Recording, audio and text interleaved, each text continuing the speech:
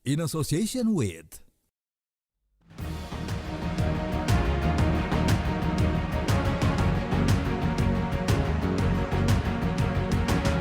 Ekonomi yang kuat bukan hanya ekonomi yang tumbuh, tetapi ekonomi yang mampu membuka kesempatan bagi seluruh potensi yang dimilikinya. Dan di Indonesia, salah satu kekuatan terbesar itu adalah perempuan. Hari ini sekitar 64,5% UMKM dikelola oleh perempuan. Mereka juga hadir di berbagai sektor, dari pertanian, industri kreatif, pendidikan, kesehatan, teknologi, hingga ruang-ruang kepemimpinan. Mereka menciptakan usaha, membuka lapangan kerja, menjaga keberlangsungan ekonomi keluarga, sekaligus menggerakkan ekonomi di banyak daerah. Namun di balik besarnya kontribusi itu, sudahkah Indonesia benar-benar memberi ruang bagi perempuan untuk berkembang sebesar kontribusi yang telah mereka berikan? Sebab faktanya tingkat partisipasi angkatan kerja perempuan masih jauh di bawah laki-laki. Banyak perempuan masih bekerja di sektor informal, mengelola usaha berskala minor, atau menghadapi keterbatasan akses terhadap pembiayaan, teknologi, dan pasar. Bank Dunia memperkirakan jika lebih banyak perempuan dapat masuk dan bertahan di dunia kerja, didukung layanan pengasuhan anak yang memadai, Indonesia berpotensi menambah nilai ekonomi hingga 62 miliar dolar Amerika Serikat. Angka itu mengingatkan kita bahwa isu perempuan bukan hanya tentang kesetaraan, ini juga tentang pertumbuhan.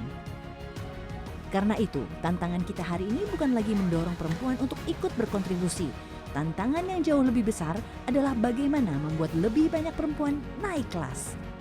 Dari pekerja menjadi pemimpin, dari usaha mikro menjadi usaha yang lebih produktif, dari penerima kesempatan menjadi pencipta kesempatan bagi orang lain. Ini membutuhkan ekosistem, kebijakan yang membuka akses, dunia usaha yang memberi ruang bertumbuh, lembaga keuangan yang memperluas pembiayaan, teknologi yang meningkatkan produktivitas, dan komunitas yang berdampak hingga ke akar rumput. Sebab pada akhirnya, ukuran keberhasilan bukan hanya berapa banyak perempuan yang bekerja, tapi berapa banyak yang mampu memperluas usaha, memimpin organisasi, menciptakan inovasi, dan membuka peluang bagi orang lain. Karena perempuan merdeka bukan hanya memperkuat ekonomi keluarga, tapi juga fondasi ekonomi bangsa.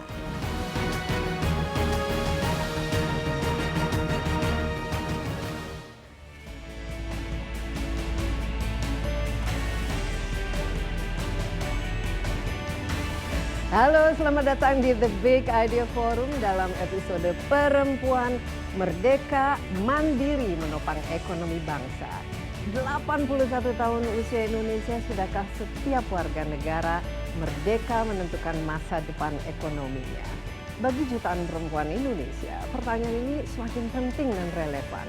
Karena di balik peran besarnya sebagai penggerak ekonomi, masih banyak tantangan yang dihadapi. Padahal ketika perempuan itu lebih mandiri secara ekonomi, yang tumbuh bukan hanya usahanya, tapi keluarga, komunitas, bahkan ekonomi bangsa ikut bergerak. Nah, inilah yang akan menjadi fokus diskusi kita hari ini bersama para panelis yang telah hadir di sini, perempuan-perempuan hebat dan pemimpin dalam sektornya masing-masing. Kita perkenalkan, sebenarnya sudah tidak perlu diperkenalkan, tapi yang pertama ada Veronica Tan, Wakil Menteri Pemberdayaan Perempuan dan Perlindungan Anak, yang kita harapkan memberikan perspektif bagaimana kebijakan yang baik dapat membuka lebih banyak kesempatan bagi perempuan untuk tumbuh dan berkontribusi dalam perekonomian nasional. Bu Vero, apa kabar? Berikutnya Hastining Bagio Astuti, Direktur Operasi dan Pembangunan di PT Daya Mitra Telekomunikasi Tbk. Kita harapkan akan mengulas bagaimana konektivitas dan juga transformasi digital dapat membuka peluang ekonomi yang lebih luas bagi perempuan di berbagai daerah. Bu Nani, welcome to the show. Telah hadir juga, ini juga kawan saya, Rosita Istiawan, pendiri Hutan Organik Mega Mendung, yang kita harapkan tentu saja berbagi pengalaman membangun usaha berbasis alam yang tidak hanya menciptakan nilai ekonomi tapi juga memberdayakan masyarakat seiring tentu saja dengan keberlanjutan lingkungan. Bu Rosita, apa kabar? Sehat selalu? Ya, last but not least telah bersama kita Monica Tanuhandaru, Ketua Yayasan Bambu Lingkungan Lestari dan aktif di berbagai bidang lainnya. Kita harapkan akan berbagi pengalaman mengenai bagaimana pemberdayaan berbasis komunitas itu mampu memperkuat kemandirian perempuan sekaligus membangun ekonomi lokal yang berkelanjutan. Tepuk tangan untuk para panelis kita yang sudah hadir. Dan saya juga mempersilakan Bapak Ibu yang hadir di sini untuk memberikan komentar, perspektif, ataupun juga pertanyaan yang terkait tema kita hari ini. Tanpa berlama-lama lagi, mari kita langsung saja mulai. Dan ini karena kita nih berkaitan dengan Hari Kemerdekaan Republik Indonesia ya. Satu pertanyaan untuk semua para panelis kita hari ini. Ini sekalian refleksi ya terhadap kondisi bukan saja perempuan tapi masyarakat Indonesia. Kalau kita bicara mengenai kemerdekaan, khususnya dalam kaitan perempuan, apa kira-kira yang langsung ada di benak Ibu Wamen? Ya, kemerdekaan buat saya adalah kita perempuan punya akses dan ruang yang sama, tidak ada perbedaan siapapun, tapi yang dibedakan adalah kemampuannya. Jadi kompetensi itu penting sekali, tidak berbeda laki dan perempuan. Dan kalau kemerdekaan, suatu saat seorang perempuan harusnya dia bisa memilih apakah dia mau menjadi profesional, dia mau menjadi ibu rumah tangga, dia mau menjadi pengusaha, atau mau dua-duanya. Itu sebuah kemerdekaan sebenarnya. Ya, nah kalau kita lihat dalam perspektif perjalanan Indonesia ini dari 0 yang tidak merdeka sama sekali sampai 10 yang luar biasa merdeka, kita angka berapa? Nilai sampai kita hari rapornya? ini secara regulasi saya yakin payung hukumnya 20 tahun ke depan tuh ada gitu loh. Tapi implementasi karena budaya, akses, dan juga saya lihat Indonesia itu memang sangat-sangat daerah-daerahnya itu sangat luas dan jarak perbedaan tipologinya itu besar banget. Sehingga cultural yang begitu challenge, tapi ya itu sebenarnya potensi kita. Nah inilah yang sebenarnya menjadi challenge kita karena perempuan itu ya jadinya akhirnya menjadi sebuah stigma aja karena begitu banyak budaya dan inilah yang menjadi tantangan. Angkanya sebenarnya. berapa persisnya? Ngomongnya gimana ya? ABCD kita ABCD 1 to 10. 1 to 10 Aku nggak berani ngomong angka, tapi kita masih di bawah. di bawah. Masih merah. Di bawah. Rapotnya merah. Rapotnya masih merah. Potensinya besar, tapi Nanti rapot masih kenapa merah dan kira-kira potensinya apa? Ya. Kita akan menjadikan bagian inti dari diskusi kali ini. Bu Naning ini dari Mitra Tel. Ini perempuan merdeka dalam benak seorang Ibu Naning itu seperti apa? Dan apalagi kalau melihat dengan kemajuan teknologi yang sudah ada di Indonesia ini. Apakah ada kemajuan juga dalam kemerdekaan perempuan? Baik, terima kasih Mbak Desi. Kemerdekaan perempuan. Perempuan merdeka, dikatakan merdeka menurut saya pada saat mereka sudah bisa bebas, punya kebebasan dan punya kesempatan untuk bisa memilih, menentukan, mengembangkan diri sesuai keyakinan potensi dirinya dan juga sesuai cita-citanya. Tapi ini bukan hanya masalah menggunakan kesempatan sih menurut saya. Kebebasan itu sendiri, kemerdekaan itu sendiri, itu perempuan harus juga mencari, memperjuangkan, mengupayakan. Ada kemerdekaannya tidak datang dengan sendiri, sebagaimana juga kemerdekaan kita harus diperjuangkan, harus diupayakan, harus dicari. Dan selanjutnya mereka bisa mengambil keputusan, pilihan, bertanggung jawab atas pilihan dan keputusannya, dan bagaimana mereka bisa menggunakan kesempatan itu untuk memberikan nilai sebenarnya. Kebebasan itu sendiri tidak untuk diri sendiri tentunya, tapi bagaimana bisa menciptakan nilai yang kemudian tadi kata Mbak Desi, bagaimana nilai itu kemudian bisa memberikan dampak gitu pada diri, keluarga, lingkungan, dan kemudian masyarakat lebih luas. Bicara teknologi, hari ini untuk akses teknologi saya rasa tidak 100%, tapi Indonesia yang sedemikian luas ini insya Allah untuk akses telekomunikasi dan informasi sudah mencapai lebih dari 95% Mbak Desi. Tapi sekali lagi perlu ada juga upaya dan usaha tadi ngobrol dengan Bu Monica, di salah satu pulau ya Bu, bagaimana perempuan pengusaha UKM di sana untuk mengecek apakah ada pesanan di Facebooknya, dia harus jalan 1,5 kilometer. Nah ini dengan kolaborasi, sekali lagi kemerdekaan itu tidak bisa juga dijalankan sendiri, tentu kita perlu ada kolaborasi untuk bisa menciptakan nilai yang lebih luas lagi, saya rasa. Tapi ada kemajuan dirasakan nggak, apalagi selama Ibu memimpin dan juga melihat ya perjalanan karir perempuan di dunia, baik di korporasi maupun di dunia bisnis, itu seperti apa, ada kemajuan? Menurut saya kemajuannya ada. Di Mitratel sendiri Bu, dari 6 direksi, 2 direksi perempuan. Itu sudah menunjukkan persentase pimpinan perempuan di dunia teknologi, dan kami infrastruktur telekomunikasi yang tidak dan manly sekali. Perusahaan Masih ya sampai sekarang. Karena memang perusahaan infrastruktur telekomunikasi yang sangat luas di seluruh Indonesia, lebih dari 40.000 site yang kami harus kelola, itu memang butuh kecakapan khusus. Tapi bicara tentang pengelolaan, pengaturan dan seterusnya, saya rasa di situ perempuan sangat-sangat berkesempatan, apalagi semua proses sekarang kita sudah lakukan juga dengan teknologi dan digitalisasi. Baik. Demikian. Bu Rosita, perempuan dan merdeka, dan bagaimana dengan pengalaman Rosita sendiri ya? Baik, terima kasih Mbak Desi. Jadi begini, walaupun hanya ibu rumah tangga seperti saya bisa membina masyarakat sekitar untuk kemajuan, gimana caranya dia bertani dari awal. Dia bertani, terus dia gimana cara menyayangi sekitarnya. Seperti sekarang ini udah hujan hampir 2 bulan. Tidak ada air. Kita contohkan, ibu membuat hutan bisa ke pesantren, mengairi 2 desa. Kita kan 2 desa, jadi 2 desa itu ada mengalirkan air karena dari hutan kita.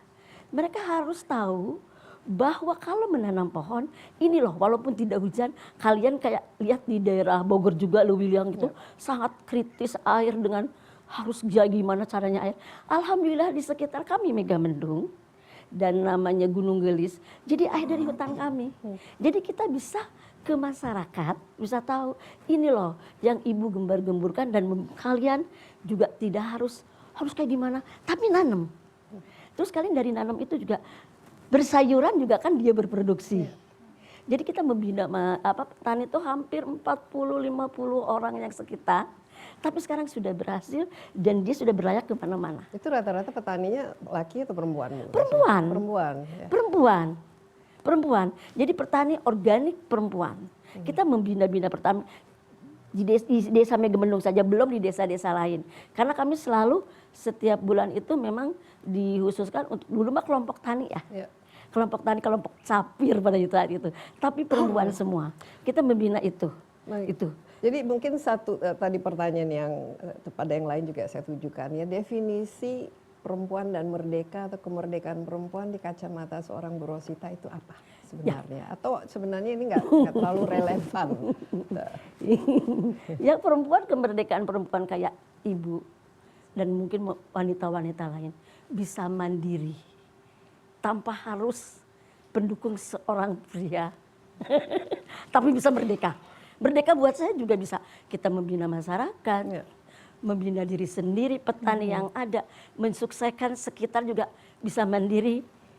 Buat perempuan Indonesia merdeka buat saya juga, saya bisa pikiran saya bisa diberikan ke mereka, mereka bisa menjamut, dan kemerdekaan buat saya bisa membahagiakan orang lain. Ya. Itulah salah satunya. Luar biasa, saya rasa ini perlu tepuk tangan ini. Jadi ternyata bisa mandiri dan apapun bisa dilakukan. Ya. Kalau ada kemauan dan kemampuan juga ya. Selalu. Monica, bagaimana perspektif perempuan dan merdeka kita, apakah sudah betul-betul merdeka? Mungkin kalau ukuran saya, perempuan merdeka itu bebas dari tekanan, bebas dari kekerasan, bebas dari ketakutan. Itu dulu. Itu tanggung jawab negara. Makanya kita bernegara kan gitu. Dan itu berlaku untuk semua, tidak hanya pada perempuan tapi semua warga negara. Yang mungkin kedua, negara juga bisa memberikan semacam leveling kesempatan ya, diberikan kesempatan yang sama, diberikan kesempatan yang sama, fasilitas yang sama, memastikan bahwa mereka tidak didiskriminasi, diberikan tanggung jawab yang sama. Jadi seringkali kalau perempuan, jangan deh dia perempuan, berat tanggung jawabnya gitu. Kalau pekerjaan yang agak berat-berat ditanya, wah nggak bisa nih perempuan nih, jangan. Masih ada ya seperti Masih ada. Itu hampir di setiap organisasi itu seperti itu. Oh, organisasi yang terkecil di dalam keluarga itu juga begitu. Kalau suruh manjat, anak lakinya suruh manjat. Kalau untuk yang masak-masak, nyapu-nyapu, cuci piring, itu anak perempuannya yang cuci piring. Masih ada perlakuan yang berbeda di dalam organisasi yang paling kecil, yaitu keluarga. Jadi kalau perempuan diberikan tanggung jawab dan kesempatan yang sama, itu saya rasa negara kita lebih baik. Jadi kalau tanya dari 1 sampai 10, kita masih rapot merah memang. Masih rapot merah? Ini masih 5. Rapot merah itu di bawah 5 itu pasti? Ya masih 3 lah. Masih. Karena begini, kebijakan terhadap keperpihakan pada perempuan ini masih melengkapi aja. Pemerintah yang sekarang, DPR yang sekarang, itu masih melengkapi. Contoh ya, di yudikatif, di legislatif, di eksekutif, perempuan itu masih pelengkap.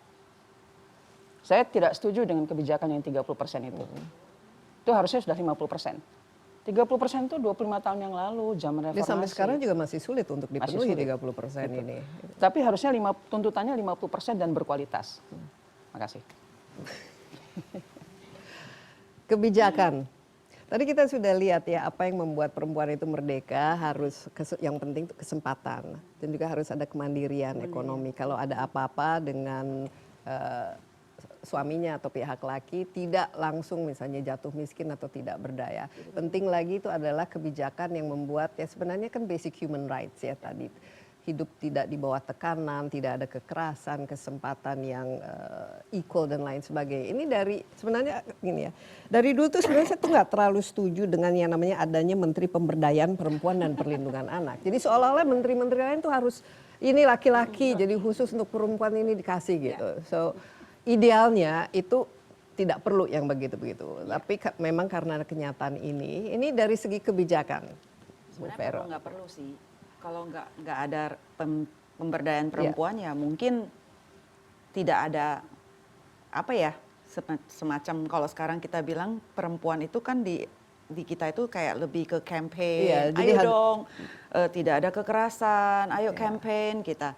Tapi balik lagi ini sebuah challenge juga. Apakah kita benar-benar memastikan semua kementerian itu benar-benar memasukkan pelayanan dasar terutama inklusif kepada perempuan dan anak dan no one left behind itu benar-benar ada. Oke, sekarang ini challenge-nya untuk Ibu Vero sebagai Wamen. Apa-apa saja kebijakan yang dibutuhkan sekarang sehingga semua keinginan untuk memerdekakan perempuan dan juga sehingga menjadi produktif dalam membangun perekonomian bangsa. Ya, ini namanya belajar cepat ya. Kalau belajar dalam birokrasi itu kita harus tahu cara mainnya. Makanya 2 tahun ini saya lihat kalau kita hanya melakukan bantuan, mengajak NGO, perusahaan ikut di dalam, kita nggak mencantolkan nomenklaturnya sampai benar-benar nongkrongin dari ujung regulasi sampai implementasi dari undang-undang sampai perpres, PP, perpres, permen itu kita nggak tongkrongin. Kalau perpres kan panjang 5 tahun. Kalau permen kan setiap tahun bisa berubah. Nah inilah yang sebenarnya kita melihat dalam 2 tahun ini. Kenapa terjadi? Apa yang harus kita lakukan? Lakukan pertama, regulasi tidak kurang. Kita ada regulasi GPI, Rencana Aksi Nasional, sudah sampai Rencana Aksi Perubahan Iklim. Kita ada sekarang lagi turunan undang-undang RPJPN tentang care ekonomi juga udah ada. Ini sedang dirancang Perpresnya yang harus final di Desember ini. Nah, perpres tentang care ekonomi juga. Jadi care ekonomi, Rans GPI ini semua ini akan memberikan sumbangsi kalau ini bisa diatur di dalam menghitung pekerja domestik perempuan. Pekerja care di dalam itu dihitung berapa jam kerja dan bagaimana dimonetize di dalam Bappenas itu menghitung satu perempuan bekerja 5 jam 300 hari per tahun, mungkin ditotalin semua itu 750 T ya sekitaran kalau kita hitung ya dengan kategori time use ya, kita hitung datanya itu. Dan kita akan bandingkan dengan PDB. Nah ini cara-cara menghitung ini kan masih di dalam rancangan care ekonominya, regulasinya ada. Makanya bagaimana keterkaitan mendata itu dari pusat berkomunikasi dengan pemerintah daerah, dibikinkan RPJMN, RPJB, dan itu semua dikawal. Itu perlu benar-benar yang paling penting adalah bukan nggak ada regulasi. Ribuan regulasi kita. Tapi implementasinya bagaimana? Tapi ketika dari regulasi undang-undang, oke kita ngomong perpres. Ini yang kita suka kerja bareng ketika saya bilang kekerasan terjadi kenapa? Kita ngomong ujungnya, kenapa perempuan terus? Nah waktu kita ngomong kesehatan, ke jaminan kesehatan, ternyata kekerasan itu tidak masuk dalam jaminan ini. Dan di Kemenkes sedang sekarang mengatur perpresnya juga. Nah ketika saya tahu, saya bilang kalau misalnya orang kekerasan, misalnya dia KDRT, dia kena pukul, dia akibat kekerasan lari, terus dia tiba-tiba pergi ke rumah sakit, dia butuh nih tindakan langsung. Kalau orang kecelakaan, misalnya di kecelakaan tol, masuknya di Bina Marga, pot uangnya. Kalau kekerasan, masuknya di UPTD, di Kementerian PPPA.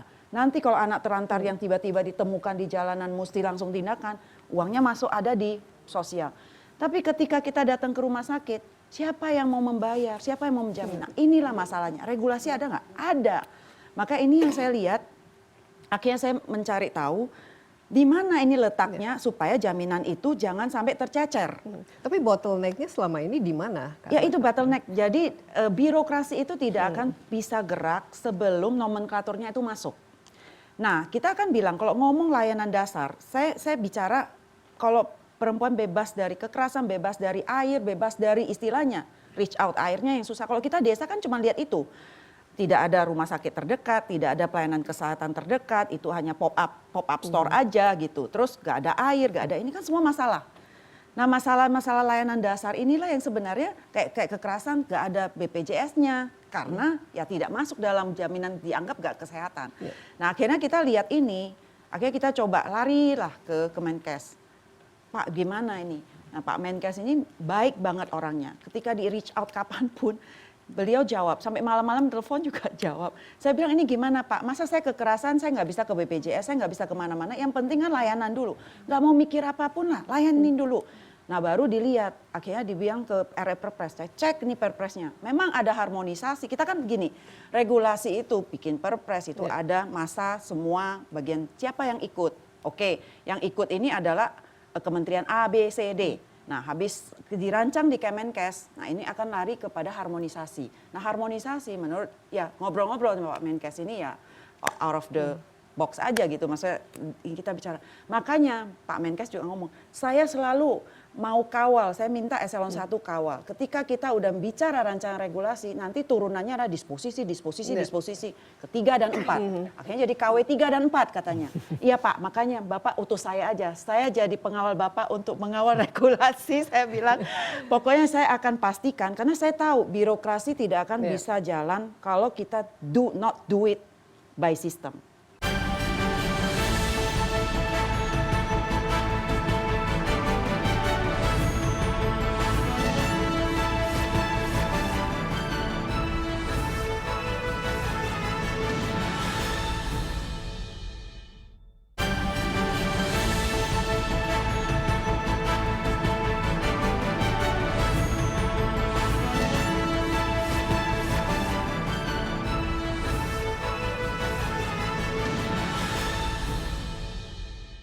Sekarang dari perspektif korporasi, Bu Nani, apa tadi disebut bahwa salah satu dari definisinya itu adalah kesempatan, ya, apalagi kalau saya lihat justru bidang komunikasi itu adalah ya perempuan tuh paling jago gitu dalam Setuju.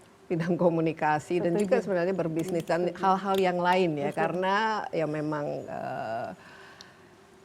talentanya itu ada di situ. Sekarang justru kalau saya lihat itu tidak lagi relevan mengenai peran laki atau perempuan, karena kebanyakan pekerjaan bukan pekerjaan fisik lagi, apalagi kalau teknologi sudah mencapai kesetaraan dalam siapapun yang bisa menggunakannya, itu yang penting bisa dan mampu gitu. Nah, kesempatan apa saja kira-kira yang diperlukan sekarang supaya pintu-pintu ini bisa terbuka bagi perempuan untuk lebih mandiri, lebih berkontribusi, bisa lebih menjadi pemimpin walaupun dianggap di dunia laki-laki. Baik, saya coba menjawab Mbak Desi. Ini di dunia korporasi yang kita bahas gitu ya. Sebenarnya benar kata tadi Bu Monik bahwa kadang-kadang bias itu masih ada gitu ya. Bias gender, bahwa sebenarnya misalnya ada laki-laki dan perempuan skornya sama. Siapa yang akan dipilih? Masih ada pemikiran nanti kalau perempuan punya anak nanti dia ribet anaknya gitu. Masih ada. Tapi ini kan perjuangan bersama, di mana kalau saya lihat sendiri di Telkom Group juga kita lihat ada dua ibu direksi, Ibu Dirut dan Ibu Direktur Enterprise Business itu Ibu Vera juga perempuan gitu ya. Ini bagaimana kita bisa mengawal hal tersebut di lingkungan kita. Dan itu sudah terjadi, saya rasa para pimpinan laki-laki sudah lebih terbuka sekarang. Karena di perusahaan kami sendiri di Mitratel, senior leaders perempuan sudah cukup pertumbuhan jumlahnya sendiri cukup cepat dalam 3 tahun terakhir, yang sebelumnya hanya 1 senior leaders dari 36, sekarang sudah ada 7 senior leaders. Itu pertumbuhannya sangat Dan ini sangat impactnya bagus. terasa dengan kepemimpinan perempuan Saya harus ini. menyampaikan mungkin ya, menurut saya ini bukan masalah karena saya perempuan. Kalau memilih dalam memilih pemimpin, saya rasa kita semua sepakat. Bukan masalah gender, tapi bagaimana kita memilih berdasarkan kompetensi, karakter, integriti gitu. Nah, di sini syarat yang berlaku untuk semua. Perempuan khususnya menurut pengamatan saya memiliki kemampuan lebih sebenarnya dalam hal mengelola empati, memberikan empati, merangkul, mengkolaborasikan, memahami lebih detail, lebih dalam, lebih tajam sebuah masalah maupun sebuah opportunity itu. Dan bisa merangkai secara komprehensif, secara menyeluruh, sehingga mengkolaborasikan, mengintegrasikan. Menurut saya perempuan itu punya talenta yang lebih, karena dia lebih sabar, lebih telaten, lebih teliti gitu. Dan tadi Mbak Desi juga bilang perempuan punya talenta lebih dalam hal komunikasi. Ini sebenarnya poin-poin lebih bagi perempuan untuk bisa meraih kesempatan itu. Sekali lagi menurut saya kesempatan itu harus dicari, bukan tersedia gitu, harus dicari. Nah, dan hal lain pembuktian. Nah, saya mengajak pada seluruh rekan-rekan perempuan yang sudah punya tanggung jawab lebih mungkin di perusahaan untuk membuktikan, untuk benar-benar bisa menghilangkan bias tadi, bahwa kita bisa manage bagaimana pekerjaan kita di kewajiban kita di rumah sebagai ibu, sebagai istri, sebagai anak dari keluarga besar mungkin ya, sebagai anggota dari lingkungan, pasti kita punya kewajiban juga di lingkungan, dan kewajiban di perusahaan. Saya yakin kita bisa mengelola itu dengan support dari seluruh sistem kita, dari sistem di rumah dan sistem di perusahaan kita. Itu pun juga dari kita untuk kita juga sih sebenarnya, dan itu harus diperjuangkan bersama. Kita tidak dalam situasi untuk meminta, menilai, melihat kurangnya, tapi kita lebih ke mendorong, membuktikan, mengajak. Ada satu hal kayak gini yang ini sudah disampaikan oleh beberapa pimpinan. Perempuan itu misalnya dibutuhkan 10 skill. Nah, teman-teman perempuan itu punya 8 skill saja, nggak pede. Dia masih bilang, saya belum 10 Bu, saya masih kurang 2-nya ini. Itu. Tapi beda kalau untuk yang kandidat laki-laki gitu. Saya sudah punya 8 Bu. Saya akan bisa memenuhi yang 2 lagi. Nah, ini yang ayo kita menurut saya bersama-sama. Bukan berarti over ini juga ya. over promise gitu, bukan gitu. Tapi kita harus menata diri, meyakinkan bahwa tidak ada yang sempurna. Tapi bagaimana kita terus bisa menyempurnakan diri. Tadi teknologi sudah lebih banyak. Sebenarnya tidak hanya di korporasi telekomunikasi lah, di seluruh bidang. Menurut saya di seluruh bidang. Kita harus terus mengimprove, menambah pengetahuan kita, membuat kita menjadi up to date, relevan gitu. Akses informasi tersedia, bagaimana kita bisa bijak menggunakan sebenarnya. Mungkin yang menjadi menurut saya itu penghalang itu adalah perasaan bahwa kita tuh sebagai perempuan harus membuktikan diri. Nah, ini sistem yang ini, makanya tadi bagus sekali Bu Vero, yang ide semua yang dipekerjakan perempuan itu harus memiliki credit point istilahnya dalam perekonomian. Apakah sekarang di perusahaan misalnya ada cuti hamil atau ngurus anak yang sakit atau merawat anak dan lain sebagainya, itu tuh dianggap minus terhadap misalnya kesempatan untuk promosi, untuk naik gaji dan lain sebagainya. Apakah masih dengan kacamata bahwa ini tuh menghambat begitu? Padahal ini kan semua harus ada yang mengerjakan. Dan yang mengerjakan itu harusnya kan sistemnya itu membuat supaya ini harus dikerjakan oleh seseorang, bukan berarti harus perempuan yang bertanggung jawab. Jadi bagus ya ini sebenarnya idenya memonetize. Kalau lihat di negara seperti Skandinavia itu sudah diperlakukan sebagai ini tugas mau laki atau perempuan, tapi memang sesuatu yang harus dilakukan gitu. Jadi mungkin saya bisa berbagi juga, kalau di perusahaan kami cuti melahirkan dan sebagainya itu kita pasti refer pada aturan yang berlaku, dan karena sistem sudah dibuat sebenarnya pada saat ada yang cuti apapun reason cutinya, itu sistemnya juga sudah berjalan, tidak ada implikasi apapun gitu.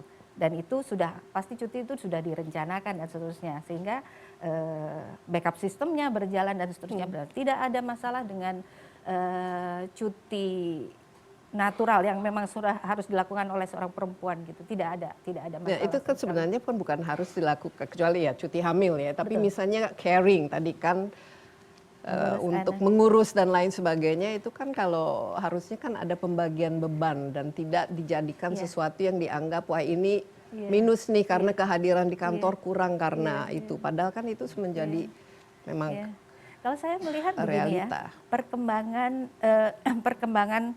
ya, perkembangan zaman dan kebutuhan zaman hari ini, sebagaimana ada endorse kan, orang tua mengantar anak pada saat day one sekolah gitu. Itu hal yang sangat bagus sekali gitu. Dan perusahaan kami mendukung itu, Tentunya para pimpinan-pimpinan tadi tidak masalah gender, laki dan perempuan, mereka mengatur sebenarnya. Mereka sudah mengatur pada saat mereka akan melakukan harus mengambil cuti karena mengantar anak.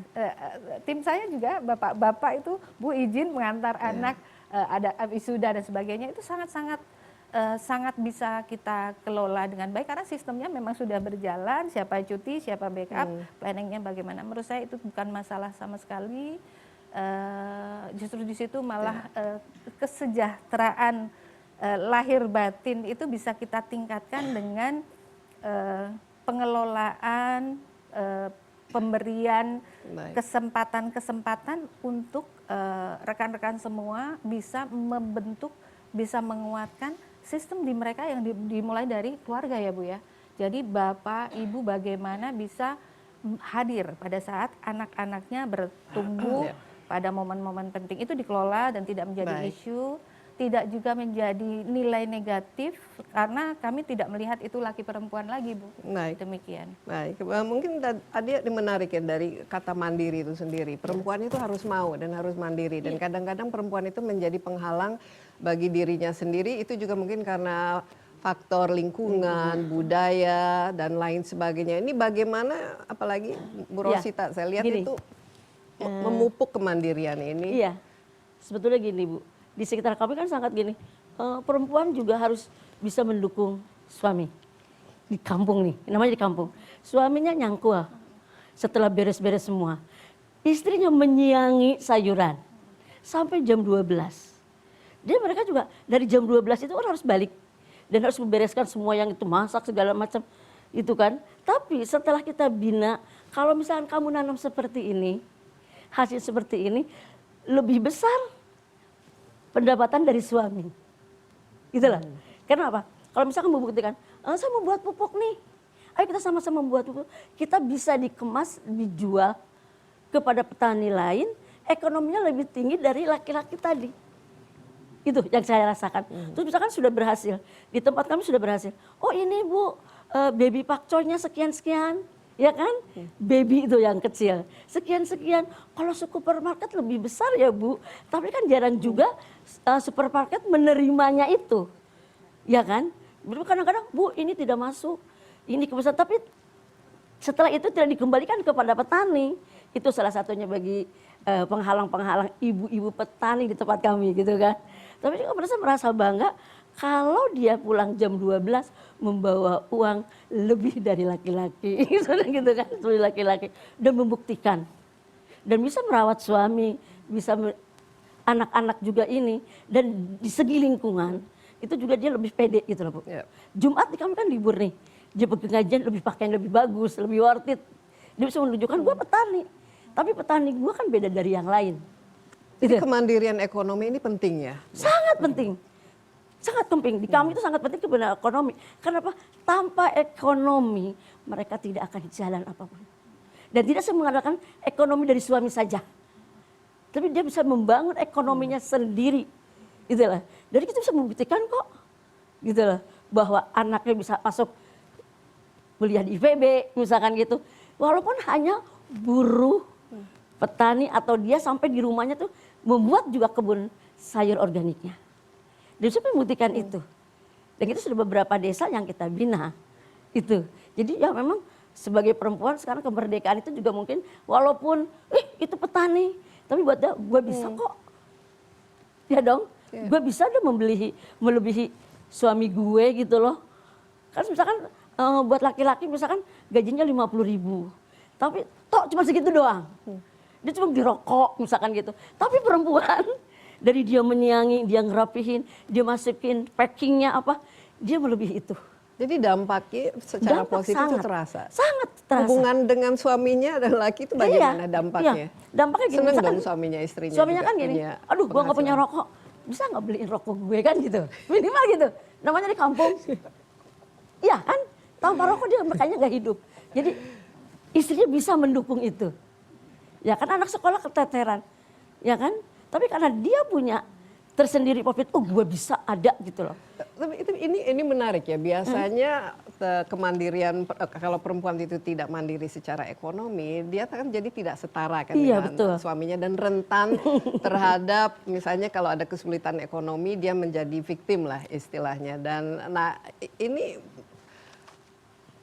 hubungan atau komunitas ini tumbuhnya seperti apa, bagaimana, dan apakah misalnya ada kekurangan misalnya dalam KDRT atau justru mungkin suaminya wah protes kok istrinya gajinya lebih besar gitu, dan ini bagaimana perubahan terhadap komunitas. Makanya yang gini, Ibu Rosita bina. Jadi gini, setiap setengah bulan sekali kita diadakan namanya kelompok.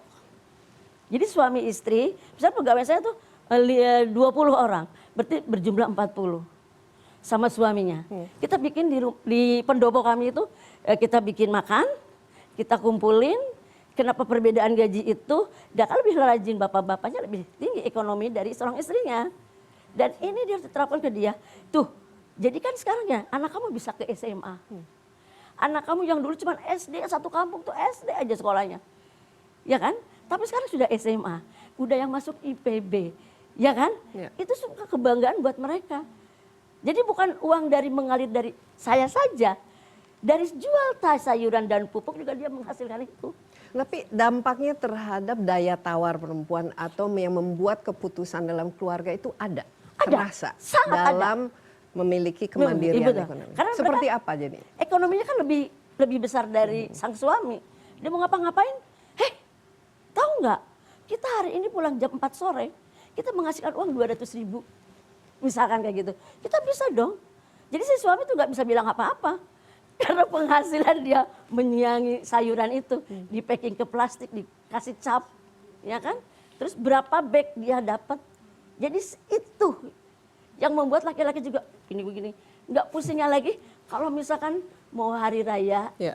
misalkan mau puasa, kita ada tabungan setiap minggu itu 20.000 atau 10.000. Jadi sebegitu hari raya mau datang, sudah ada packing daging, udah dapat beras, jadi terus ke pasar lagi. Dalam setahun itu, satu orang itu bisa dapat 6 sampai 1 juta lebih. Jadi dia tidak usah beli daging. Jadi banggalah suaminya, karena kita kumpulin, misalkan nih, Bu Rosita, minggu ini 20.000, 1 bulan udah ketahuan berapa. Oh sama mau lebih besar, karena daging di pasar kan 150.000 per kilo. Ya. Jadi tidak memberikan itu lagi. Kan dalam paket itu ada apa biskuitnya, ada sirupnya. Dalam keadaan dalam 1 tahun itu dia menabung. Itu ada gitu. Pas mau puasa, itu sudah ada packing untuk puasa. Sampai lebaran tuh nanti datang lagi ada paket puasa, ada paket lebaran. Itu di kampung kami. Ya, kalau misalnya seperti kasus-kasus KDRT dan lain sebagainya itu pernah terjadi atau itu bagaimana dan apakah dengan kemandirian finansial ini meningkatkanlah istilahnya leverage atau daya tawar perempuan untuk ayo bantu-bantu dong di rumah gitu atau menjaga anak dan lain sebagainya. Iya, Itu. karena selalu saya memakan nih lihat dong ibu.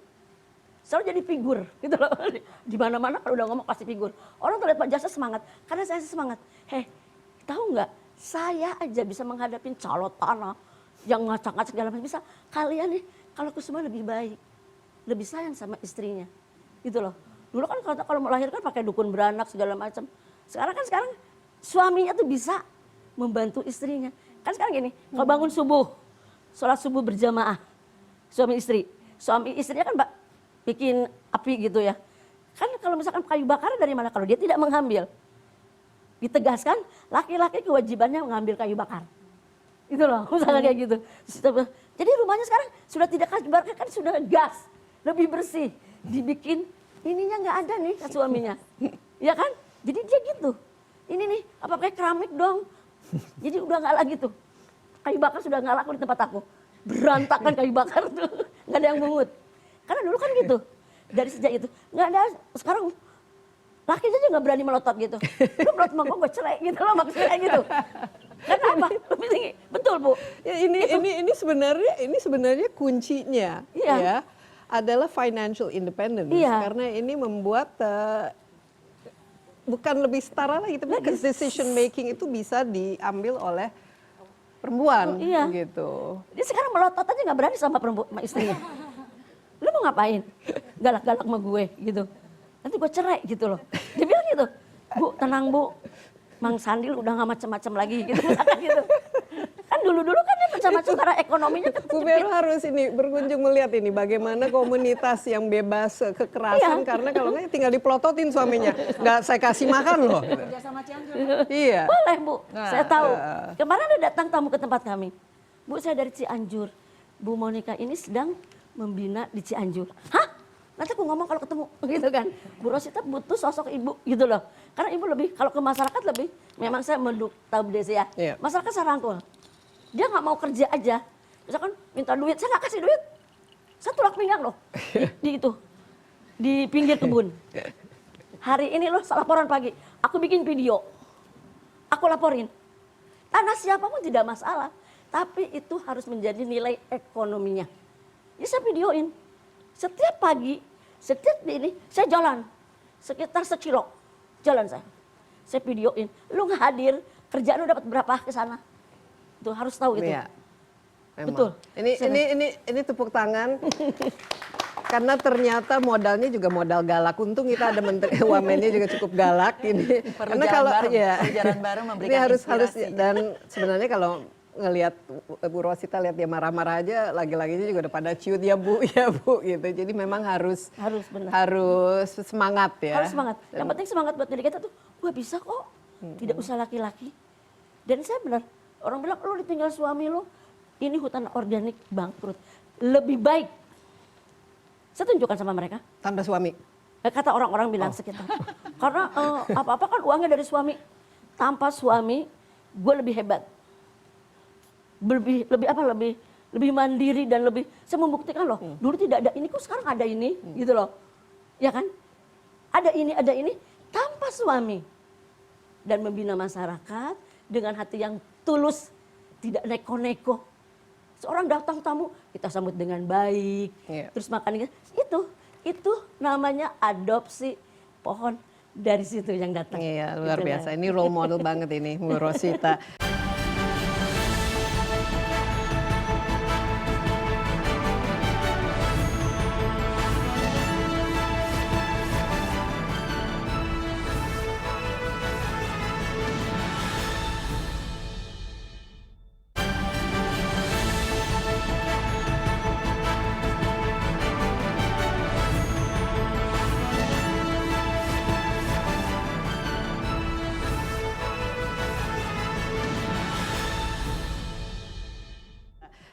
Monica, setelah mendengarkan ini, mungkin ini kuncinya kan kemandirian finansial itu bisa menjadi sumber dari kemandirian secara keutuhnya atau bagaimana?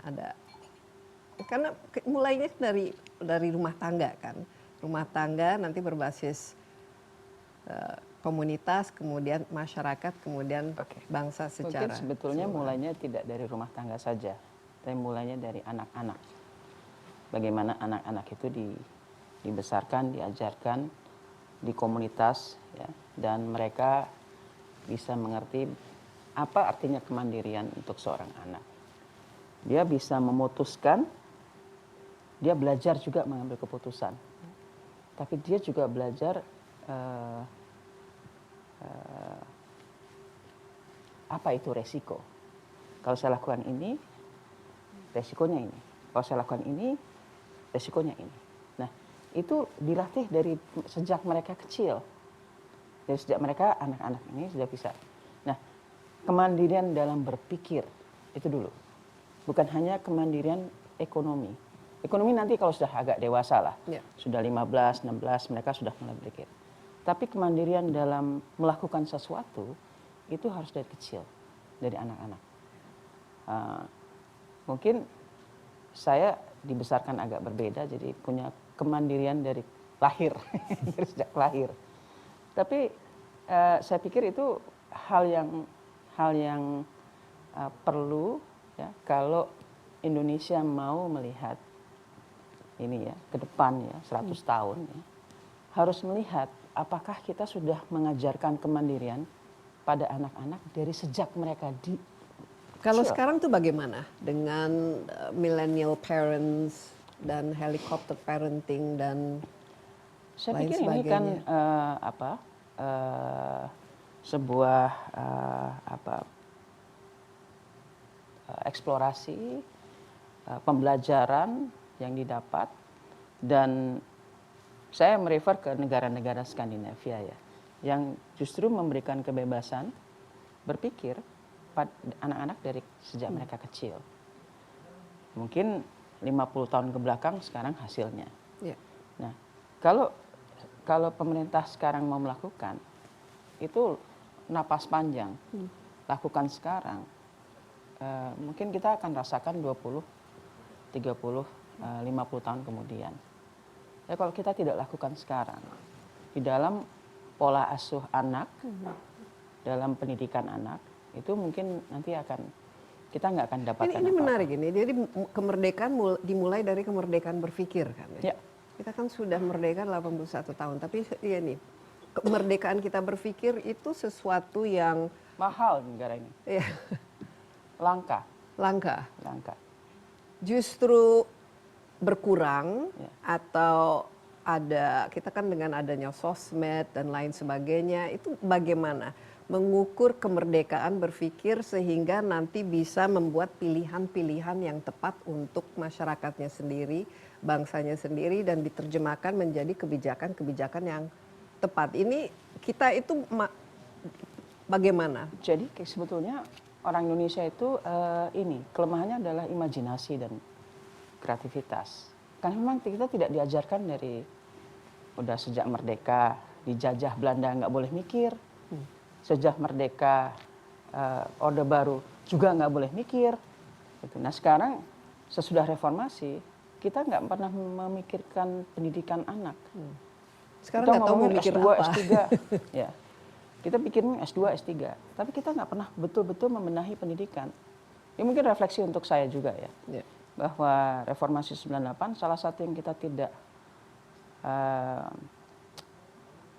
fokus dan tangani dengan Mungkin baik. salah satu ini cara perspektif memandang peran perempuan itu menurut Monica apa yang Harusnya kita diperbaiki? sudah bisa melakukan perubahan struktural di tahun 98. Kita bicarakan partisipasi perempuan dalam politik 30%. Oke. Evaluasi aja itu. Dievaluasi aja. Apakah kita bisa dampaknya apa? Evaluasi juga misalnya seberapa persen kue ekonomi Indonesia itu dimiliki oleh perempuan. Kita sudah lihat UMKM ternyata 65% itu adalah dijalankan oleh perempuan walaupun ya tadi mungkin skalanya masih berbeda-beda. UMKM gitu. itu yang tercatat.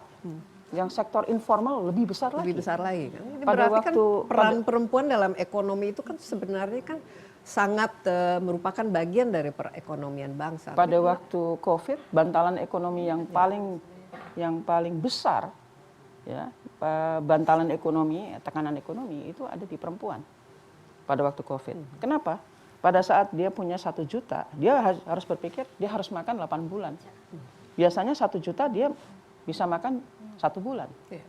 Tapi, tapi kenapa apa yang salah dalam sistem sehingga peran perempuan yang sudah tidak bisa dipungkiri lagi itu sangat besar dalam perekonomian Indonesia tidak diterjemahkan menjadi tadi skor kemerdekaan dalam perempuan itu tadi Monica bilang masih saya masih mendorong legislatif eksekutif untuk menjadikan ini 50% dari ekonomi Indonesia. Just try it gitu kan. Cobalah gitu. Tapi penghalang terbesar itu apa? Karena kurangnya imajinasi. Kurang imajinasi, patriarki, terus juga tidak sensitif terhadap keadaan. Saya mengetes orang itu sederhana, pejabat ya atau politisi. Ini perspektif perempuannya gimana? Oh, nggak ada. Udah nggak layak jadi pembuat kebijakan. Sudah nggak layak jadi politisi. Pada waktu dia tidak punya perspektif inklusif atau perspektif terhadap perempuan, oh nggak layak. Kebijakan yang Apapun yang dihasilkan kebijakannya nggak akan punya perspektif perempuan. Nah, seberapa besar yang memiliki perspektif? Oh sedikit sekali. Masih sedikit sekali. Sedikit sekali. Makanya Bu Vero harus kerja keras ini, harus jadi a noisy woman, harus ketuk-ketuk pintu ya. Tapi pada akhirnya saya bilang gini, disclaimer juga, bukan masalah kita mau berdebat atau beradu pada keluarga ya. Kalau kita ngomong perempuan, laki, keluarga, pada ujung tombak dari sebuah negara itu adalah kesejahteraan dan juga keberhasilan dari sebuah keluarga. Memang kita melihat dari keluarga ini kenapa begitu banyak regulasi yang akhirnya kita minta adanya keadilan itu. Karena ya itu secara stigma segala macam, akses mulai dari anak memang pendidikan, maka kita itu suka berpikir semua pola instan. Mungkin udah kebanyakan instan gitu loh. Bukan berarti hari ini kita tidak berhasil menanamkan pendidikan anak, kita tidak plan itu 20 tahun ke depan. Negara Cina itu berhasil itu juga karena plan dari zamannya. Bukan zaman pemerintah sekarang, sebelumnya. Artinya kita masih punya waktu kalau kita benar-benar memplankan sampai 20 tahun. Makanya kemana-mana saya berangkat bersama kepala desa, saya ikutkan. Saya pengen selalu mereka duduk bersama gini. Jangan hanya memikirkan kita datang, terus kita lihat permasalahan terjadi. Oke, kita ngomong desa, kita bicara desa semua inklusif ya. Berarti kita bicara sampai akses pelayanan dasar, apakah itu berperspektif inklusif? Karena regulasi masing-masing punya kementerian semua mau yang terbaik. Tapi balik lagi, apakah perspektif inklusifnya itu masuk atau enggak? Itulah jadi penilaian, memang benar. Nah, waktu kita bicara soal planning, mereka kementerian semua bagus, planning jalan sendiri. Sama aja kayak suami sama istri ya sama. Suami jalan ke sana, istrinya jalan sana, nggak ketemu nih anaknya keluar. Sama-sama berpikir cara berpikir yang baik.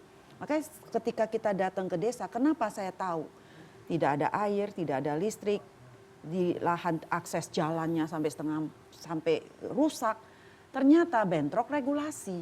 Nah ini ketika lahan ada masyarakatnya. Masyarakatnya ini ada di hutan lindung. Nah, kalau kita cari lagi ke hutan lindung, ke Kemenhut bilang hutan lindung cuman boleh ada akses, itu pun harus diajukan akses jalan. Karena sebenarnya hutan lindung kan nggak harus ada. Tapi karena memang udah ratusan tahun, itu hutan adat, ada keluarga adatnya dan nggak mau pindah. Kan kita bicara.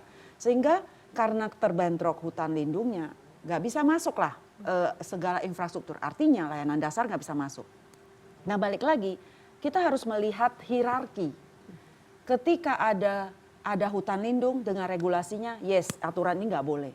Tapi ketika ada manusia di dalam, perspektif itu kan harus berubah. Nah, ini akan mengacu kemana? Apakah mengacu kepada regulasi perhutanan saja atau harus mengacu ke atas lagi undang-undang? No one left behind. Berarti kan perspektif kita harus melihat layanan dasar itu harus masuk sampai ini. Artinya Pemda itu harus memikirkan dua hal. Relokasi mereka atau bagaimana membuat layanan dasar, air, dasar, sehat. Makanya kemarin yang aku kawal kasus yang, karena saya lihat semua daerah akan mengalami hal yang sama. Tapi bagaimana kita duduk bersama ketika Pemda tidak punya akses ke PUPR untuk, karena program ada, PUPR punya IJD kan, Impres Jalan Daerah. Itu zaman kita boleh masukin dengan DED, desain engineer yang sudah ada build-nya, terus kita boleh masukkan. Nah, habis masukkan itu bentur, hutan lindung, nggak boleh bikin. Nah, ini balik lagi, berarti Pemda ini harus lari ke perhutanan atau bicara. Nah, pemerintah yang benar-benar birokrasi yang harus kita lakukan, yang paling penting sekarang itu bukan masalah regulasi itu sendiri. Mau nggak duduk bareng?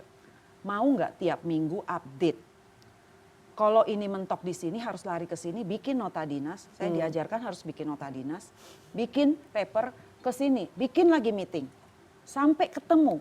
Once ini ketemu, saya yakin bottleneck yang lain itu akan dapat kuncinya. Jadi kunci itu hanya membuka Pandora dengan kolaborasi ini. Sehingga akses layanan dasar itu harus menjadi tujuan utama terhadap inklusif semua orang.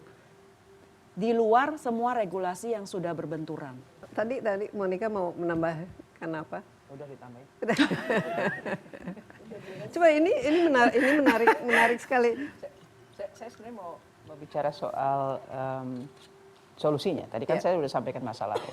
Sebetulnya seandainya kita mau memikirkan misalnya 100 tahun ke depan pemerintah ini, terlepas membawa ini kepentingan partai ini, kepentingan partai ini, kepentingan partai ini, kepentingan kelompok ini gitu ya, atau di oligarchs gitu ya. Mau nggak kita ngomong 100 tahun ke depan? Gitu. Karena Indonesia itu dari Sabang sampai Merauke. Dan waktu kita mengatakan kita mau menjadi Indonesia, itu kan sebuah gagasan, kita mau jadi Indonesia, satu bahasa, satu bangsa, kita Sumpah Pemuda sebentar lagi 100 tahun. Sebentar lagi 100 tahun. Mau nggak kita bicara 100 tahun ke depan? Lepaskan semua, nanti 2029 kontestannya siapa, capresnya siapa, cawapresnya siapa, udah lu tinggalin ini dulu deh. Mau nggak kita ngomong 100 tahun ke depan? Terus apa yang kita mau capai bersama? Kalau dulu satu bahasa, satu bangsa, yang kita belum selesaikan itu satu tanah air. Contoh misalnya, ya, dana bagi hasil yang lagi ramai dibicarakan. Suatu wilayah yang dimana sumber daya alamnya banyak, dia tidak mendapatkan bagi hasil. TKD-nya kecil, atau bahkan TKD-nya tidak dinilai apa yang diambil dari daerahnya. Itu coba berpikir secara adil aja. Waduh, jadi bukan hanya adil terhadap perempuan, tapi adil juga ini terhadap... sepertinya perlu diskusi terpisah ini mengenai mau dibawa kemana bangsa Indonesia 100 tahun. Kalau saya tuh lihat kita dengan reformasi selama ini saja tidak maju-maju ke... Saya pikir nggak apa-apa kita refleksi lah, gitu. Refleksi 100 tahun untuk membuat imajinasi 100 tahun ke depan. Berani nggak? Gitu. Nah, tapi di dalam 100 tahun ke depan kita masukkan tadi 50% perempuan. Ya. Itu aja.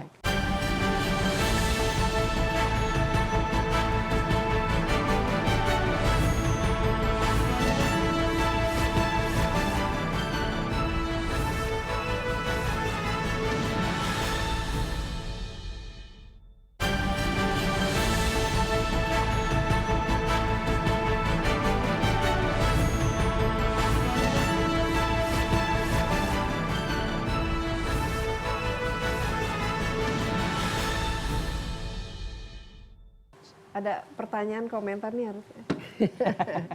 Ada 3, mungkin langsung saja. 3 dari sisi kanan saya, kemudian nanti sebelah kiri. Susah-susah boleh. Jangan susah-susah. Silakan perkenalkan diri Anda, kepada siapa pertanyaan ditujukan, dan make it short and sweet. Selamat pagi, terima kasih buat sesi hari ini, seru banget. Saya Lydia dari Plus Group, kita bergerak di bidang healthcare. Nah, saya setuju banget nih dengan semua input dari ibu-ibu, tapi aku pingin tanya satu. Sepertinya yang sangat challenging sekarang adalah mengubah mindset dari kita yang dewasa. Karena sepertinya tadi hambatannya lebih ke kultural dan pressure sosial. Yang dilakukan oleh Ibu Rosita oke banget tuh, tapi community-nya very grassroots. Nah, sementara kita sekarang banyak banget nih orangnya gitu. Nah, kalau menurut ibu-ibu sendiri, apa yang harus kita lakukan atau apa yang bisa kita lakukan nih sebagai praktisi NGO dan sebagainya supaya kita bisa unlearn the things that we have been trained to do, laki-laki maupun perempuan, supaya Indonesianya beneran Indonesia emas nih gitu di 2045. Oke, thank you Lydia. Yes. Terima kasih kesempatannya. Saya kebetulan dari Kadin, kayaknya teman-teman Kadin banyak sekali harus belajar dari Bu Rosita. Gimana menangani preman-preman dan calo-calo tanah. Inspiratif sekali, terima kasih. Saya tertarik ada 2 hal tadi yang Ibu Vero dan Ibu Monica sampaikan, pendidikan dan dimulai dari anak. Mungkin kalau boleh kata kuncinya kolaborasi, Ibu Vero, kolaborasi antara PPA dengan Kementerian Pendidikan, kira-kira seperti apa untuk meningkatkan minat STEM atau STEAM, ada yang bilang art juga harus masuk gitu ya, untuk perempuan. Di Singapura kami baca terakhir data sudah lebih dari 50% sebetulnya siswa STEAM. Bagaimana di Indonesia meningkatkan, karena sesuai dengan tadi berpikir 100 tahun ke depan, kelihatannya teknologi apakah itu AI atau apapun, itulah yang menjadi kunci. Jadi mungkin kolaborasinya seperti apa, dan pendidikan anak yang di grassroots, mungkin Ibu Rosita dan Ibu Monica, seperti apa yang kita bisa lakukan dalam unit terkecil. Dan mungkin Ibu yang dari Mitra Tel, saya memahami karena saya lama di korporasi, biasanya tuh ada, walaupun tidak populer di masa Trump, ada istilah DEI. Tapi kalau kita pahami istilah ini menjadi sesuatu yang bisa dimanifestasikan di dalam kebijakan kantor, perusahaan. Diversity adalah mengikut sertakan semua orang, equity memberikan opportunity atau barrier yang harus kita cabut yang sama bagi semua karyawan, dan inklusif. Jadi saya merasa welcome. Saya bekerja di suatu lingkungan yang saya merasa di welcome. Apakah hal itu menurut Ibu bisa dilakukan di perusahaan-perusahaan di Indonesia termasuk perusahaan nasional dan UMKM? Demikian pertanyaan saya. Terima kasih. Terima kasih. Satu lagi, silakan. Selamat pagi, perkenalkan nama saya Tami dari US ASEAN Business Council. Ini diskusinya sangat menarik karena mengenai perempuan, kepemimpinan perempuan dan isu-isu di grassroots. Ibu Wamen, saya sangat mengapresiasi UU Pekerja Rumah Tangga sudah disahkan di bulan April, dan PR-nya bagaimana nih implementation regulation-nya itu agar menjadi sesuatu yang monetize dan juga mendukung, karena pekerja rumah tangga ini juga banyak perempuan ya Bu ya, dan butuh dilindungi juga. Kalau kita lihat pendekatan itu masih banyak grassroots, tapi melihat banyak keputusan diambil sama decision maker, dan mungkin perbandingan antara perempuan dan laki-lakinya juga masih belum seimbang. Kita butuh 100 Ibu Vero nih untuk bisa mengubah regulasi menjadi lebih inklusif lagi dengan perempuan, karena beberapa kesempatan yang lalu saya dapat kesempatan join di Global Women Leader Summit, bertemu dengan beberapa pemimpin perempuan dunia. Ada salah satu pertanyaan menarik, dan itu ditanya ke saya, kalau di Indonesia sistem demokrasinya bagaimana? Seperti apa pemimpin perempuannya? Apakah ada pemimpin perempuan yang juga membuat kegiatan yang untuk menambah pemimpin perempuan lainnya? Mungkin itu sesuatu yang juga menjadi PR, karena dukungan dari bawah itu penting, tapi decision maker lah yang akan membuat regulasi menjadi lebih inklusif. Mungkin ini pertanyaan buat semuanya. Terima kasih. Iya, baik, terima kasih. Kita langsung saja, tadi ada 3 pertanyaan. Mungkin mulai dari Bu Vero, silakan. Ini ada mengenai perubahan mindset ya, dan kolaborasi pendidikan dan juga inclusivity. Makanya kalau misalnya sekarang kita lihat kalau NGO yang sudah bekerja di bawah, perusahaan yang di bawah itu udah banyak banget, dan mereka udah berpuluh-puluhan tahun mereka ada di dalam pendampingan di bawah. Nah ini sekarang menyambung juga dengan pertanyaan yang soal pendidikan.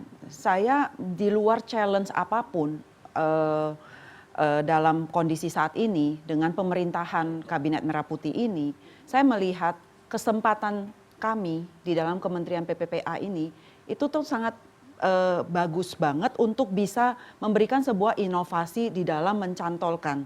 Jadi program itu kan prioritas presiden.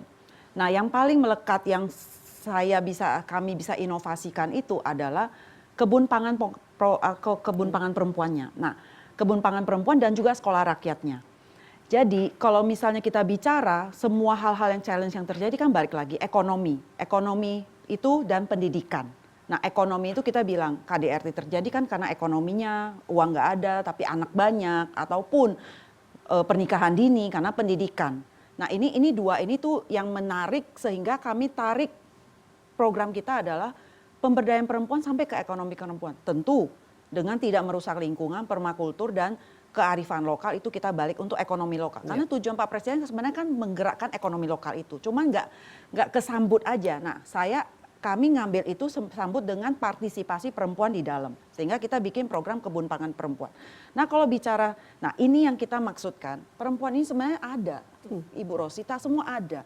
Mereka hanya butuh modal dikit, pendampingan dikit, atau akses modal, misalnya ke level 2. Nah, ini kita akan mendata semua, kita akan minta semua. Makanya kita jadikan ini sebuah gerakan. Dan kita berharap dengan adanya bertemu semakin banyak NGO yang sudah 20 tahun, 30 tahun bekerja di bawah. Ayo mulai lagi dengan konsep baru kebun pangan perempuan. Supaya nanti pendataan dari kekurangan apapun, air kurang, inilah yang saya coba dari hasil diskusi ini kita tarik. Kita bikin timeline untuk kita pastikan pelayanan dasar sampai ekonominya terbantukan, pendampingan, literasi semua terbantu. Nah, ngomong soal sekolah, dengan sekolah rakyat, kita cantolkan juga bahwa kita nggak bicara sekarang ini benar. Anak saya dulu saya harapin dia sekolah tinggi, financing lah, mau apa, kita harapin mereka keluar sekolah dengan titel yang tinggi. Tapi zaman sekarang, menurut 2 tahun melihat dengan global seperti ini, Indonesia apa sih yang kurang? Indonesia punya tenun, the best tenun, saya pakai ibu yang menenun. Indonesia punya batik, the best batik. Indonesia punya art. Kalau ngomong-ngomong melukis, udahlah Indonesia. Atau itu aku nggak tahu apakah karena zaman jajahan Belanda sampai ini sehingga cuma kreatif dan inovasi. But kita lah Indonesia yang punya kreatif, inovasi, dan kita punya artwork-nya. Nah, kok nggak disambung sama sekolah? Kok tidak ada sekolah, kok hanya sekolah itu hanya belajar akademisi, belajar sampai akademis sampai atas. Nah, ini saya juga coba mencari tahu gimana sekolah rakyat itu kita bikin sekolah berdasarkan kearifan lokal. Nah, kita kalau mau diuji STEM, ya kita ajak universitas kerjasama, yang penting udah dikenal. Dan yang paling penting adalah Indonesia itu adalah Indonesia laut, Indonesia yang agriculture-nya, dan kita punya gitu loh, agri-forestry atau segala macam dengan begitu banyak spices yang ada. Kok itu nggak pernah nyantol di dalam sekolah? Nah, inilah mungkin ini bisa menjadi sebuah inovasi dan gerakan baru buat kita, bahwa kita harus membangun itu dari anak, memperkenalkan garden kepada mereka, kebun mereka. Apa sih yang namanya kunyit? Kalau kunyit itu kan kita kenalnya di pasar. Saya juga udah gede baru kenal namanya pohon lada, sahang kalau di daerah timur namanya. Saya juga baru kenal yang namanya pohon sorghum, tanaman sorghum. Jadi karena memang kita itu nggak pernah dimasukkan di dalam sebagai bagian dari kearifan lokal, itu masuk dalam sekolah.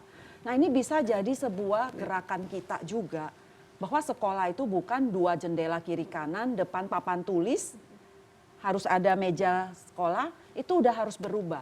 Memang pendidikan sangat sulit, balik lagi, karena bukan top down lagi. SD, SMP di bawah bupati, SMA di bawah gubernur, jadi polisinya cuma madrasah aja Kementerian Agama.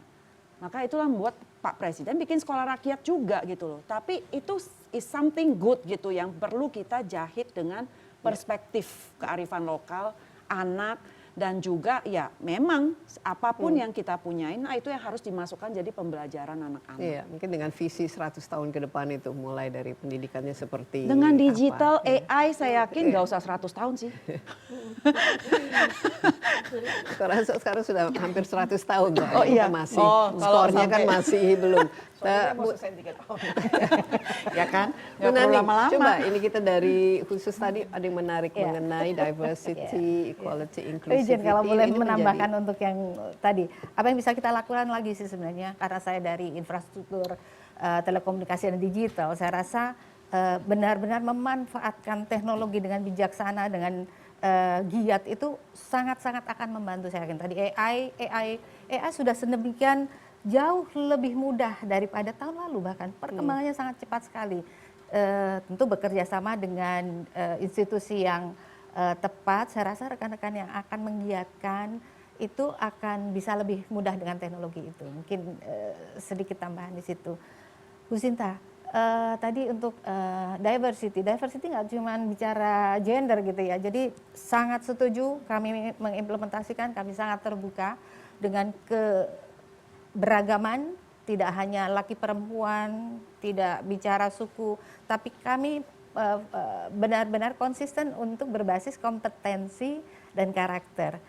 Mungkin sedikit cerita, pada saat rekrutmen gitu ya, dari pengalaman dari beberapa company sebelumnya juga, sebenarnya perempuan, siswi perempuan di Indonesia itu kan juara satu kalau top 10 di sekolah, saya yakin tuh 6 perempuan nih. SD, SMP sampai SMA masih akan seperti itu kayaknya porsinya. Tapi nggak tahu kenapa pada saat sudah di sebuah perusahaan gitu, sepertinya balapannya berbeda gitu ya. Ini masalah itu yang harus kita dalami sebenarnya. Kalau tadi saya sampaikan kurang percaya dirinya masih ada gitu. Artinya untuk diversity, keterbukaan atas keberagaman kami sudah implementasikan, dan saya kok yakin ya di hampir semua perusahaan mereka justru akan lose opportunity kalau tidak mengikuti itu gitu. Karena memang bahannya saja, supply-nya saja, dominansi perempuan hebat tuh lebih tinggi, Bu. Jadi ini tadi lebih ke cultural mindset ya. Betul. Tapi kan dari kitanya dulu gitu. Dari kitanya dulu yang harus diyakinkan bahwa itu udah nggak ada pemikiran seperti itu. Di semua perusahaan justru mereka akan lost opportunity kalau mereka tidak membuka sebuka-bukanya untuk diversity. Juga equal bahwa semua harus selalu kita kritisi dan improve, ya. Tapi saya sekali lagi berkeyakinan di hampir semua perusahaan kita sudah jauh lebih maju untuk itu. Tapi sekali lagi, room untuk improve pasti ada. Kemudian saya mungkin bisa sampaikan juga bahwa dalam pola rekrutmen kami, Bu, kami nggak bicara 30% minimum perempuan atau 50%, kami nggak ada cap.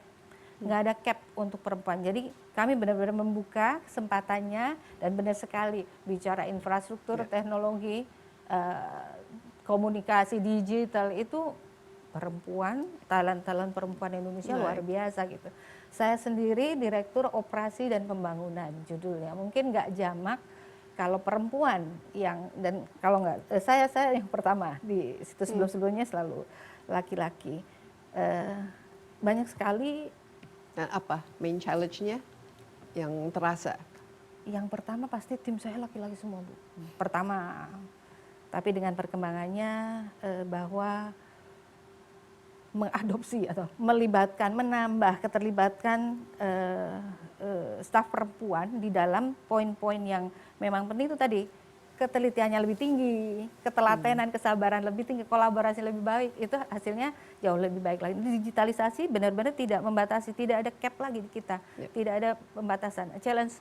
Challenge bahwa tim saya kebanyakan laki-laki, saya ngelihatnya bukan tantangan sih, karena jujur kalau saya pribadi tidak melihat gender laki perempuan itu sebagai sebuah masalah gitu ya, karena saya benar-benar melihat kompetensi, karakter, integrity itu adalah kunci utama. Jadi itu menjadi bukan masalah gitu.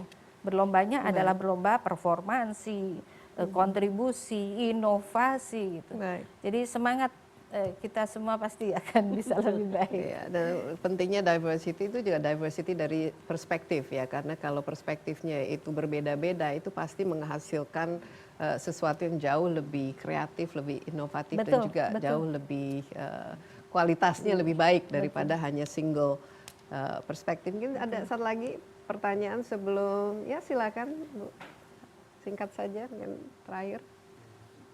Selamat pagi. Kenalkan, saya Yunita. Saya kebetulan dari Aku Mandiri, Ketua DPP Bidang Lembaga Pendidikan dan Pelatihan UMKM. Kami membina 500.000 UMKM nasional dari tahun 2011. Mendengar percakapan tadi dan pembahasan tadi, menurut saya semuanya sudah benar-benar membuka pikiran kita bahwa perempuan itu memang butuh merdeka. Mandiri menopang ekonomi bangsa, ini judul ini tepat sekali ya. Terutama saya di sini ingin bertanya dan ingin memberikan masukan kepada terutama Bu Vero Wamen. Untuk kami Bu, masalahnya di UMKM itu adalah bagaimana menopang fokus pemberdayaan. Terutama dari segi administratif ya, administrasi kalau untuk UMKM. Nggak usah jauh-jauh, KTP aja untuk wanita masih susah untuk di lembaga keuangan. Kita bicara KTP dan administratif untuk fokus pemberdayaan. Kemudian masalah legalitas UMKM seperti itu. Nah, cukup untuk kami karena memang kami di UMKM memberikan edukasi, memberikan pembelajaran untuk UMKM. Jadi yang lebih kami utamakan adalah bagaimana membangkitkan UMKM terutama wanita yang bergerak di bidang usaha seperti itu. Baik, terima kasih Bu Vero. Terima kasih Bu Yunita. Mungkin Bu Vero dan sekalian ini saya minta dari perspektif masing-masing juga sebagai final remarks dan apa kira-kira hasil yang diinginkan dari percakapan ini. Silakan Bu Vero. Hasil yang diinginkan, saya selalu kalau saya ke daerah saya selalu akan challenge para pemimpin daerahnya. Saya bilang Ibu Gubernur, Bapak Gubernur, Pak Wagub, Ibu Wagub, nggak usah susah-susah. Kita nanti nunggu 5 tahun kita campaign, mengumpulkan dana untuk campaign. Bikin program yang membuat akses perempuan, anak, dan bikin implementasi reality aja. Saya yakin kalau kita bisa memberikan ruang akses, kalau bisa UMKM, balik lagi KTP. KTP-nya coba Ibu didata. Ibu semua ibu rumah tangga. Akses finance akan susah karena mereka bukan, makanya sebenarnya undang-undang PPRT ini bisa jadi social security-nya, terus mereka menjadi pekerja rumah tangga kalau KTP-nya, sehingga akses akan gampang. Nah balik lagi semua hal itu adalah data. Nah bagaimana mengconvert sebenarnya, bansos itu jangan sekedar bagi uang lagi, tapi bagaimana mengconvert ini menjadi insentif, sehingga rakyat juga berusaha, bukan meminta-minta. Bagaimana memonetize convert dalam pekerja itu dihitung. Yang banyakan itu perempuan. Sehingga nanti data itu akan lihat bahwa begitu besarnya potensi perempuan dalam menambah ekonomi negara, PDB negara. Dan sehingga bantuan itu akan tepat sasaran. Makanya saya bilang selalu sama kepala daerah, lakukanlah hal berdasarkan nuranimu untuk membantu perempuan dan anak dan inklusif. 5 tahun kemudian duduk-duduk aja, sekeluarga itu dia akan mulut ke mulut berita dan mereka akan memilih calon pemimpin kembali. Hanya itu, hati nurani dan juga mau duduk untuk menyelesaikan masalah perempuan dan anak dan juga kaum inklusif ini. Itu sih. Monica, final remarks apa? Selain 100 tahun berimajinasi, mimpi untuk Indonesia, apa kira-kira yang kita harus mulai dari sekarang? Mungkin dari pemerintah sendiri ya, harus memasukkan program ide perempuan merdeka, kemandirian ekonomi dan ekonomi perempuan itu harus keluarnya dari pimpinan tertinggi, dari presiden. Saya belum pernah lihat presiden mengucapkan itu sama sekali. Gitu. Terus yang kedua mungkin harus ada semacam konsensus dari legislatif. Ini saya ngomong yang 5 tahun dulu ya. Harus ada konsensus dari legislatif untuk semua partai yang berkuasa sekarang di DPR untuk bisa memasukkan kata ini semua di dalam program partainya. Artinya untuk anggota mereka atau DPC, DPW, DPP, kalau ini nggak menjadikan satu, ini tujuannya untuk negara kan, bukan untuk perempuan gitu, tapi untuk negara. Bahwa perempuan merdeka, mandiri, ekonomi perempuan akan berkontribusi pada kemajuan bangsa dan negara. Tapi kalau misalnya mereka ya tidak memasukkan ini di dalam konstituen struktur partainya, ya, itu memang nggak bisa. Tapi biasanya harus dimulai oleh dari tuntutan dari civil society sama masyarakat sendiri, baru mereka akan memasukkannya. Jadi ini sebenarnya kan sesuatu yang harus dilakukan secara serentak. Saya pikir kalau masyarakat sipil, civil society, organisasi perempuan ini sudah jadi makanan sehari-hari. Memerdekakan perempuan, memajukan isu keadilan gender itu sudah menjadi bagian dari kegiatan sehari-hari. Tapi kalau misalnya tadi saya sebut eksekutif, sekarang saya sebut legislatif, partai-partai yang berkuasa, ya, yang justru pemegang persetujuan anggaran di provinsi, di kabupaten, mereka harus punya mindset juga bahwa ini penting. Kalau dua ini aja, eksekutif, legislatif, mau melakukannya, saya kira akan lebih baik. Jadi yang kita bicarakan ini bisa terwujud. Kalau enggak nanti jadi pembicaraan. Saya belum jawab juga yang to unlearn. Sebetulnya diskusi-diskusi semacam ini penting, ya, karena ini bisa membuka mata, juga membuka mata saya mendengarkan dari yang lain. Kita harus bisa, kalau yang dewasa itu hanya bisa di-inspire. Jadi kita harus sering melakukan kegiatan yang menginspirasi. Apakah lewat film, apakah lewat seni, apakah lewat olahraga, apakah lewat kegiatan sehari-hari, itu bisa dilakukan. Biasanya orang dewasa masih bisa kok berubah. Ada sesuatu yang diketok palanya, terus dia berubah dan bisa menginspirasi laki-laki dan perempuan untuk melihat dari sudut pandang yang berbeda dan bisa berubah. Jadi bukan dari anak-anak saja, tapi dari dewasa bisa. Yang susah itu kalau orang tua. Terima kasih. Bu Rosita, kira-kira final remarks apa yang ingin yang diwujudkan dari diskusi? Ini kan diskusi kolaboratif ya. Betul. Kolaborasi memang kunci. Kalau tadi menginspirasi, saya rasa Ibu Rosita ini sangat menginspiratif dan masih bisa sangat mengubah mindset orang lain, itu luar biasa pengaruhnya. Terima kasih buat semua juga.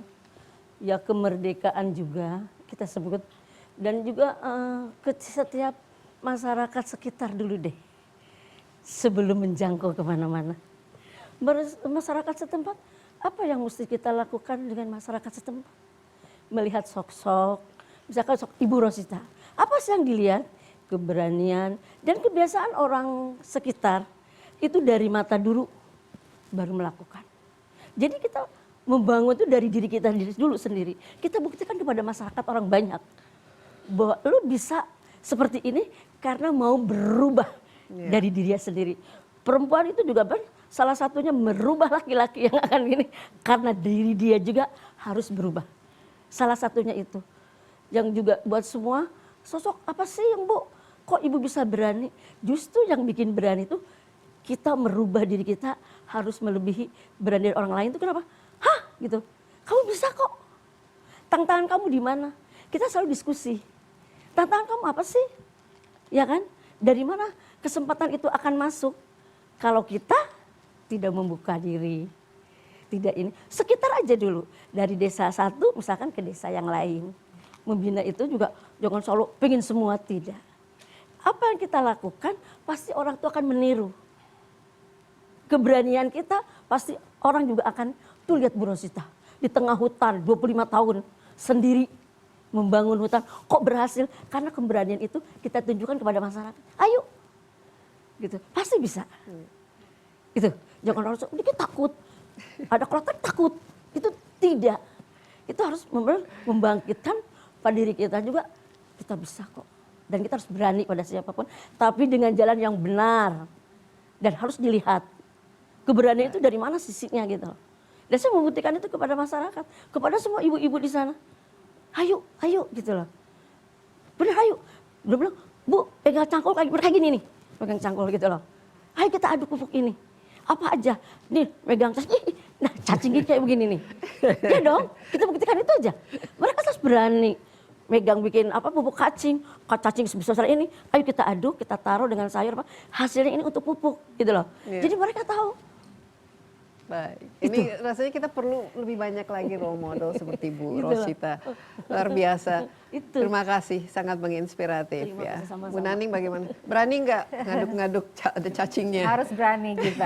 Bu Rosita bisa, kita pasti bisa. Baik, terima kasih sekali lagi Mbak Des dan Ibu-ibu sekalian atas diskusinya. Dari sini kita tahu bahwa PR kita masih banyak sekali. PR kita masih banyak sekali. Tapi kalau saya lihat sebaliknya adalah peluang kita, kesempatan kita, potensi kita masih sangat besar. Jadi kita harus sama-sama. Saya sendiri di Mitratel, infrastruktur telekomunikasi, kami akan dengan ini kami akan semakin semangat mendorong untuk secara maksimal menyediakan layanan akses. Karena akses informasi, akses digital bagi seluruh Indonesia sangat penting sekali. Dan saya yakin kalau kita membuka jalan, membuka kesempatan untuk perempuan lain, sesungguhnya pada saat itu kita sedang membangun, menguatkan Indonesia menjadi lebih kuat dan lebih berdaya saing di masa depan kita. Jadi bismillah, insya Allah dengan kolaborasi yang sangat baik, kami juga siap kolaborasi untuk ikut mendukung ide-ide, program-program untuk memajukan perempuan Indonesia menjadi merdeka dan berkarya, berkreasi, berkontribusi maksimal. Ya, dan forum ini sebenarnya kan wadah untuk mempertemukan supaya bisa berbagi perspektif, saling memahami, dan yang penting lagi berkolaborasi sehingga kebijakan-kebijakan itu juga tepat sasaran dan berkualitas. Ada lagi mau ditambah Bu Vero? Semangat. Semangat. Semangat. Tepuk tangan dong untuk para speaker kita. Sekali lagi dari diskusi hari ini kita belajar ya bahwa kemandirian ekonomi perempuan ini bukan hanya tentang memiliki penghasilan atau usaha. Yang lebih penting adalah memiliki akses, kesempatan dan ruang untuk mengambil keputusan atas masa depannya sendiri. Nah, inilah makna merdeka yang perlu terus kita perjuangkan. Ketika setiap perempuan memiliki kesempatan untuk berkarya dan berkontribusi, maka yang sedang kita bangun bukan hanya perempuan mandiri, tapi juga keluarga yang lebih tangguh, masyarakat yang lebih kuat, dan ekonomi bangsa yang lebih berdaya saing. Dan kolaborasi ini menjadi kunci dalam menghasilkan kebijakan yang baik. Sekali lagi terima kasih. Saya Desi Anwar, sampai jumpa di The Big Idea Forum berikutnya. Bye-bye.